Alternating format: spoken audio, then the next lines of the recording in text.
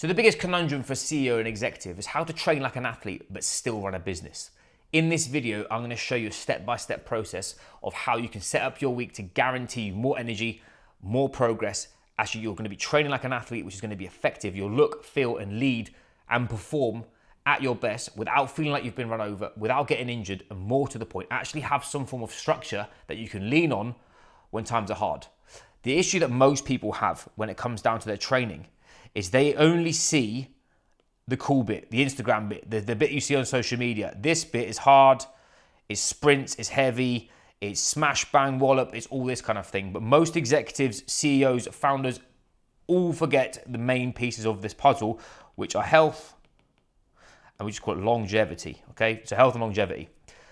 The difference between this and this is just modalities.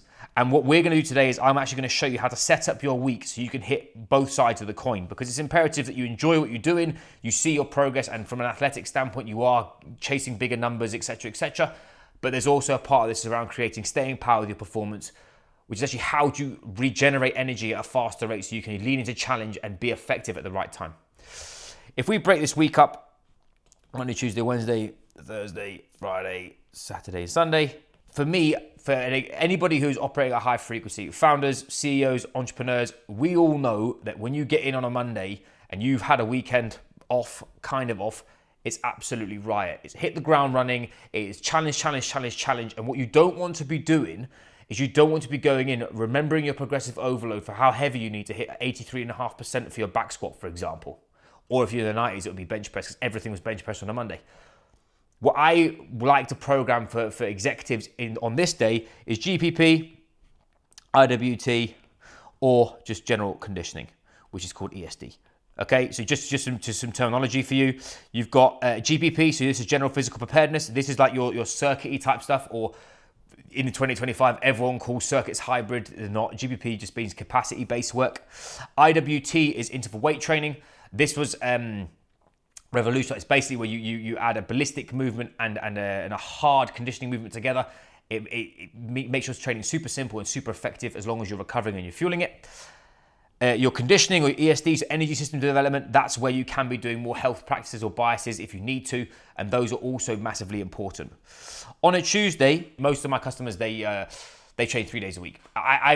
You can train twice a week if you are training a lot, i.e. if you're a runner or that kind of thing. I say people who want to see progress within their physiology, they want to actually see progress from the way they look, the way they feel, and actually helping them perform at their best, they need to be doing 3 strength sessions a week if they can. We do mixed body on these days. Now, reason why. For me, I like to use Tuesday as a full body in a big compound movement. I'll usually personally, if you ask it, again, this is always very specific to the person that I'm working with, but layman's terms, if you said, Will, guns your head, what should I do? I like to do lower body, lower and upper on a Tuesday, usually a squat bias movement on this day. I like to do more upper body on a Thursday, and then I like to hinge on a Friday. That's how I like to set things up. I'll show you why that is from an intensity standpoint in a minute. Saturday, you've then got similarly, so you've got conditioning, you've got GPP, or you can do higher intensity based work. Again, right now there's a huge influx around higher rocks workouts and that kind of thing. Stuff that isn't that specific, stuff that's gonna make you feel good, stuff that's gonna push you, and usually we have Sunday off, okay? Now, little secret hack, if you are full well, you know that you are going in and every Monday is the same, you are reacting to whatever BS is happening in the economy right now, whatever, shift this all down. Start your day on on a Sunday. So you're conditioning on a Sunday and you take and actually have Monday off and then run the rest of your week. That's what I would do it. I just basically flipping them, not shift it fully down, just the front end of your week. But for the sake of this bias right now you're asking me, okay, cool. Now what does this actually mean? Whenever you're writing a training program, each one of these days, we just use colors, for example. Red is high intensity. If we have high intensity across the week, what's actually going to happen is you're going to go high and then you're going to fall off and you're going to break. Well, actually, the name of the game for you is to actually understand there's different levers of intensity. On a Monday, we're in the medium bracket. It's not that taxing on your nervous system. It's that you're going to recover very quickly. You shouldn't get too sore, and you're going to be ready to drop the hammer on a Tuesday. Wednesday, on the other hand, is a recovery day. If you guys are looking at Joel Jameson stuff, you're looking at high performance recovery days. This still means that we train, but it's super low level, i.e. half an hour zone 2 on a bike, go for a quick jog or whatever. From a Thursday side of things, it's the same. So again, when I mentioned to you about the upper body, it's not that taxing on the body. And then on a Friday, we can actually hit it pretty hard. Now, depending on your athletic age, we can either have that as a Saturday, or this can be more of that workout, and then you still have your Sunday. On Sunday, whenever I say to anybody that is training, is off doesn't actually mean off, but off also doesn't mean a 5K run is recovery. So an example, you actually need a day off for your body to recover. In my opinion, if you're a CEO, founder, you're at the ages of 35 plus and you've got other lifestyle stresses, like those that are watching this know that I've got a child, actually having Sunday to totally step away from training is imperative. Again, apart from the example of you having Monday off instead. Because it allows the dust to settle and allows your body to adapt. You're looking at it's called a gas principle, so general adaptation syndrome. You don't want to keep burying yourself. And unless you're an elite level athlete, you just going for a 5K run, most people haven't got the physical capacity to recover from that fully, so that on Monday they're ready to gear in. Now, just for ticking the boxes and making sure that we understand where we're at from how to write these levels of sessions, if you actually want a copy of this, DM the word train to any platform, YouTube, LinkedIn, Instagram, wherever. I'll send you our Built for Pressure training manual. It's a manual that we have that I give to all of my customers, which just literally shows you how to write your own training workouts and gives you the keys to the car when it comes down to how to periodize your week. It's literally what this is written down for you. And also how exercises and protocols and that kind of thing. But I'm just going to show you 2 ways that if you're asking me, gun to your head, what I think the most effective way to train is. And again, just a caveat, everybody's different. Everyone's at different intensities. There's so many variables here, but again, we're doing this gun to your head for media purposes. If you were to ask me, well, what rep ranges should you be doing? If you're a novice, you should be going anywhere from sort of 8 to 10.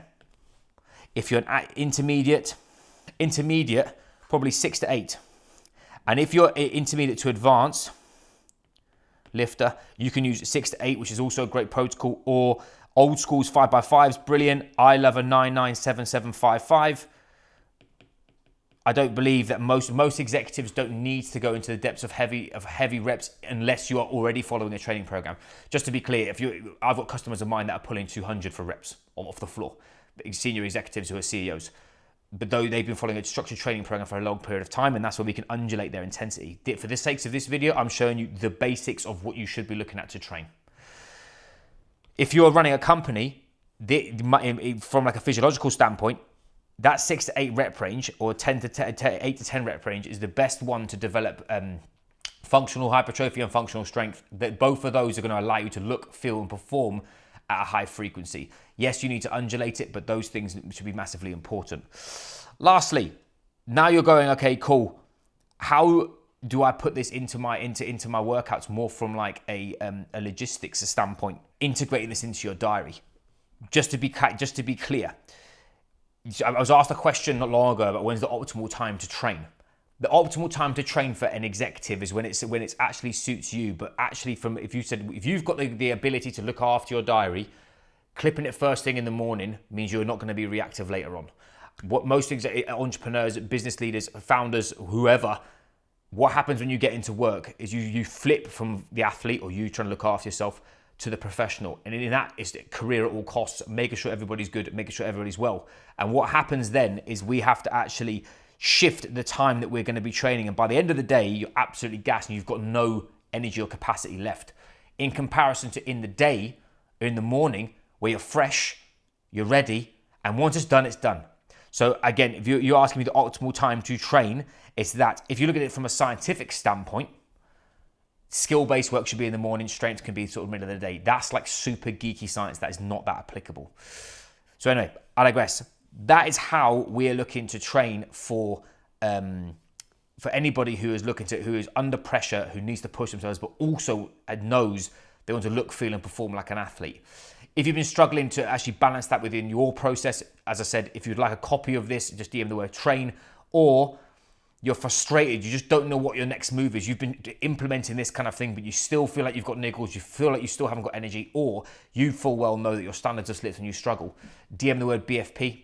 We have a 20-minute implementation call, which is purely based around understanding you, exploring your challenges, and showing you exactly what to do, and vice versa. If you like this video, if you have any questions, please simply leave some notes in the comments, and I'll catch you soon.